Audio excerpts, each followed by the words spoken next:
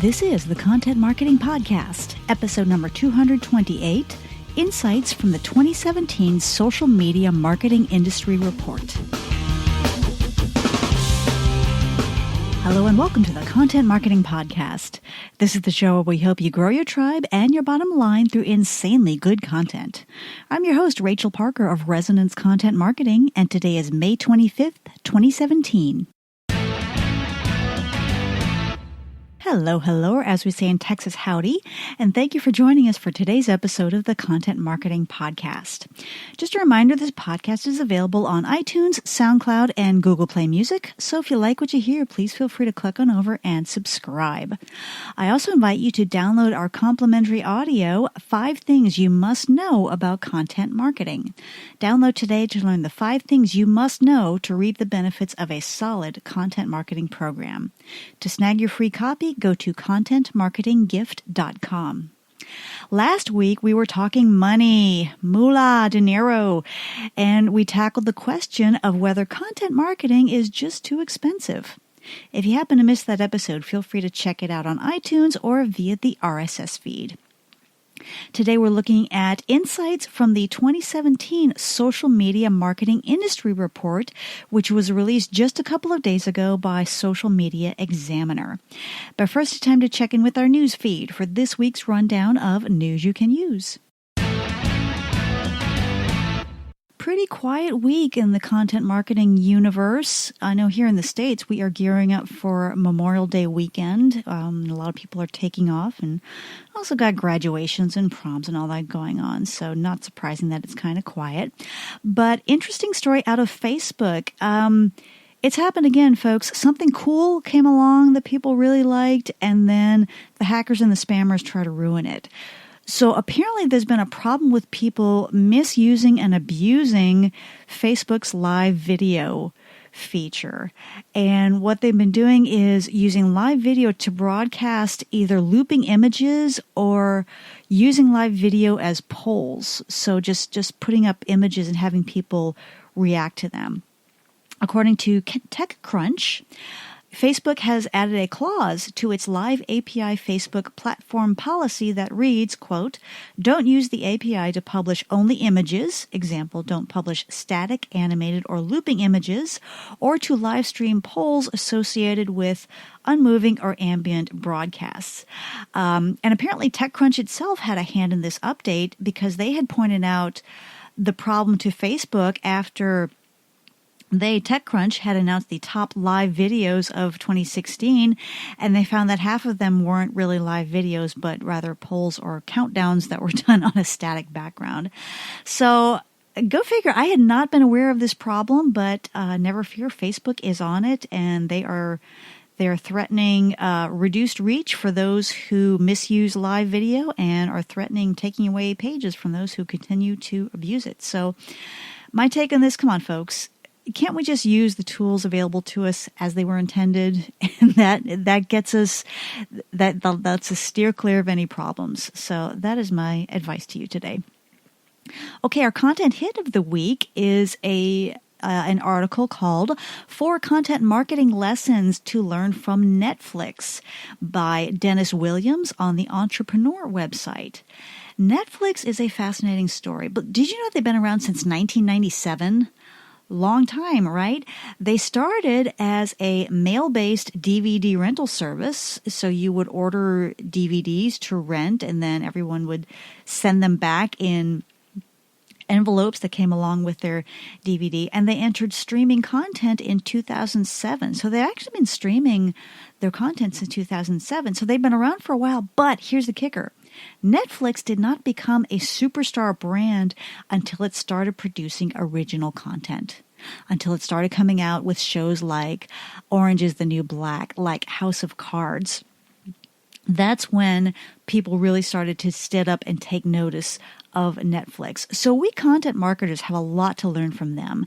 And in this article, Dennis shows us what 4 of those lessons are. It is an excellent read, and I will, of course, include a link in the blog post for this episode over at resonancecontent.com/podcast. Okay, that's it for this week's update. If you stumble across something you think might be of interest to your fellow content marketers, please tweet it to me at @RachParker so that we can share. Now it's time for this week's Spotlight segment, Insights from the 2017 Social Media Marketing Industry Report. Every year, there are two reports that I always look forward to being released and being able to dig into. One is, of course, the Content Marketing Institute's Benchmarks, Budgets, and Trends report, or series of reports, actually. And the other is Social Media Examiner's Social Media Marketing Industry Report. This is an annual report that focuses on, just like the title says, social media marketing. This year's report came out just a couple of days ago, and if you want to snag your own copy, it's available for free download at socialmediaexaminer.com.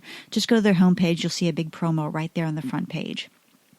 For this year's report, they surveyed more than 5,700 marketers, and I don't have the geographic breakdown in front of me, but I believe it was United States, UK, Australia, and I think India was in there as well. So pretty broad array of geographic representation. So I pulled a few key insights that I found really compelling, and I think that you will find interesting as well. The first one I want to share is when they asked respondents if they agreed with this statement: "My Facebook marketing is effective." Only 42% of marketers responded either agree or strongly agree, and that is down from 46% in last year's survey in 2016. However, the majority of marketers either don't know or indicated that their Facebook marketing is not working. Also, to get into a B2B, B2C breakdown, B2C marketers were far more likely to agree or strongly agree with that statement, 45%. Rather, on the other hand, the B2B side, only 37% responded that yes, their Facebook marketing is effective. Keep that in mind because that B2B Facebook connection is going to become really important here in just a few minutes. But it's so interesting. Facebook is the 800-pound gorilla of the social media sphere. People are, excuse me, most brands are on it, but a minority agree that their marketing is effective. So kind of a head scratcher there. It's like we're all doing it, but whether it's effective, not sure. Or sure that it's not effective, but doing it anyway. So go figure. Okay, the second insight I want to share is the amount of time that marketers are spending on their social media marketing. This was interesting.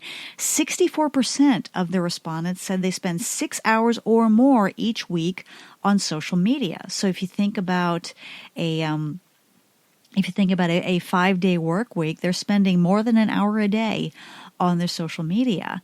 41%, which is a sizable chunk, spend more than 11 hours weekly, and 20% spend more than 20 hours weekly. So 1/5 of those responded, if you think about a 5-day work week, they're spending 4 hours a day on their social media marketing. So it's not something that you can do in 10 minutes a day and be effective at it, or that's what these results are telling us.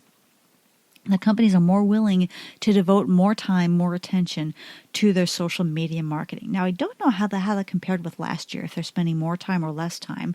I would be willing to bet that they're spending more time, but that's just my guess. So bottom line on that insight, marketers are spending a whole whomping lot of time on their social media marketing. The next insight I want to share is the top social networks that marketers are involved in, that they are participating in, rather. No surprise, Big Papa Facebook is right there ahead of the pack. 94% of marketers said they are active on Facebook. That is actually up slightly from 93% last year. So marketers are bought in big to Facebook, even though, as we saw in a previous insight, they're not quite sure if their efforts are working or certain that their efforts are not working, but they still feel the need to be there.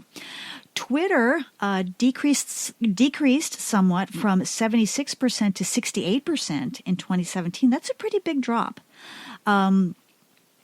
Twitter, we've talked about it several times on this podcast, and they're kind of twisting in the wind right now. They haven't really done anything innovative since they purchased Periscope, and Facebook Live has blown that out of the water. And I don't know of anyone who uses Periscope anymore. So I don't know what's going on over at Twitter or how they're going to rebound from this, but we shall see. LinkedIn also decreased significantly. Check this out, from 67% to 56% in 2017. That surprised me because LinkedIn for a long time has been my go-to for how to run a social network well. So I'm not sure why the decrease. Actually, I have an idea and I'll talk about B2B brands on LinkedIn here in a few minutes. And Sophie is having an episode right now, so we're just going to close this door. Okay. The big mover and shaker on the list was Instagram. No surprises there. Increased from 44% to 54%, so jumped 10 percentage points between 2016 and 2017.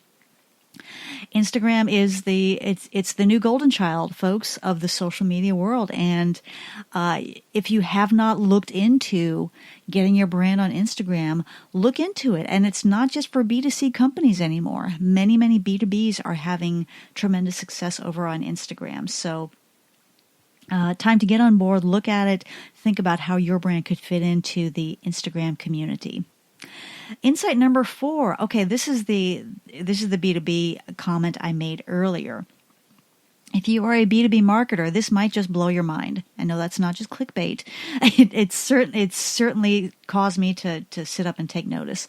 One of the questions involved asking marketers what their most important social network was. So these are the ones you're involved with. What is your number one go-to? What is the most important social network to your strategy?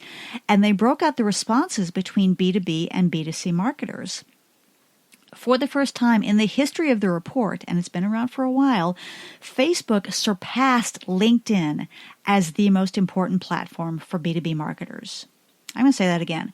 Facebook surpassed LinkedIn as the most important platform for B2B marketers. Between 2016 and 2017, LinkedIn dropped from 40% to 37%, and Facebook rose from 37% to 43% among B2B marketers who say this is our number one social network. Now, my take on this, I'm curious. I'd be curious to know the reasoning why. And they don't offer any insights. There was no kind of free form where people responded why they gave these answers. But my sense is, now the report did not specify paid versus organic. They just said, what's your number one social network? Period. Didn't specify. If you have looked into promoted posts or advertising on LinkedIn, it is extremely expensive compared to Facebook. And I wonder if LinkedIn is pricing itself out of competitiveness in terms of those paid posts and that paid advertising. I think many B2B brands are not willing to pay the price. Maybe they're not seeing the results from those very expensive promoted posts and very expensive campaigns, and they are switching over to Facebook. Now, I saw a separate statistic this week, and I apologize that I can't quote it directly, but it said that on the social network consumer side, a lot more people are turning to Facebook for their business, to get their business information, to stay current on what's going on in their businesses. So I think those two factors are what's causing more B2B marketers to rely on Facebook rather than LinkedIn. So LinkedIn, if you're listening to this, you got some work to do, buddy. You can't just sit back and be the go-to for B2Bs anymore because Facebook is catching up with you. So it will be interesting to see how this trend plays out. Okay, the next insight I want to share with you has to do with frequency of posting. And this surprised me. The average marketer posts to Facebook, how many times a day do you think the average marketer posts to Facebook? Just guess, ballpark guess. 8 times a day. That is the number of times the average marketer posts to Facebook. I had to read that over and over again. Oh my gosh, 8 times a day. I would never have thought to recommend to a client that they post to Facebook 8 times a day. I would have said, no way. You're going to be bothering people. They're going to unfollow you. But lo and behold, that's where people are. And I wonder if Reachpocalypse has something to do with it. I wonder if they figured out that posting more frequently it stands them a better chance of getting seen. I don't know. That was fascinating. Average marketer posts to Instagram 4 times a day, to Twitter 6 times a day, and to LinkedIn 4 times a day. That's surprising because I've always told my clients Facebook maybe once or twice a day, and then Twitter you can just hit it hard. I mean, 10 times a day is not unusual, but actually they're posting more often to Facebook than they are to Twitter. Again, interesting. I would love to know the reasoning behind that. And then, of course, as your mother used to say, if everybody jumped off a bridge doesn't mean you have to. Just because marketers are doing this doesn't mean it's the right thing to do. But it really caused me to sit up and take notice that they're posting to Facebook 8 times a day, and even Instagram 4 times a day. It's like, wow, you come up with visuals 4 times a day. That's interesting. So, interesting development there. As far as the types of content that marketers are using in their social media marketing, 85% said they use visuals, and that is up from 74% in 2016. So 11 percentage point jump for using those visuals. I think that has a lot to do with Instagram. I think those two are, of course, Instagram is visual only, so makes sense that if people are using Instagram more, they are creating more visuals and sharing more visuals. 66% use blogging. Yay, blogging. Love blogging. 57% use video. 28% use live video. Now that is up from just 14% in 2016. So big jump in the use of live video. And get this, only 8% use podcasting. 8% of marketers said they use podcasting as part of their social media marketing plan. That surprised me. Also, with the let's look at the B2B, B2C breakdown. B2B marketers are much more likely to use blogging, so that was 75%, when compared to B2C marketers, 61%. B2C marketers are more likely to use live video, that's 30%, compared to B2B marketers, where live video came in at 24%. Surprised that podcasting is so low, but if I think about it, if I look at the podcasts that are out there, I'm not seeing a whole lot of brands embracing podcasting. And again, I would love to know. I would love to dig into these folks' brain and wonder why they haven't even given it a shot. Speaking of podcasting, that factors into the future plans that respondents were asked about. 75% plan to increase their use of video over the next 12 months. 73% plan to increase their use of visuals. So video and visuals are definitely leading the pack. 65% plan to increase their blogging activities. Yay, blogging. Love blogging. 61% plan to increase their use of live video.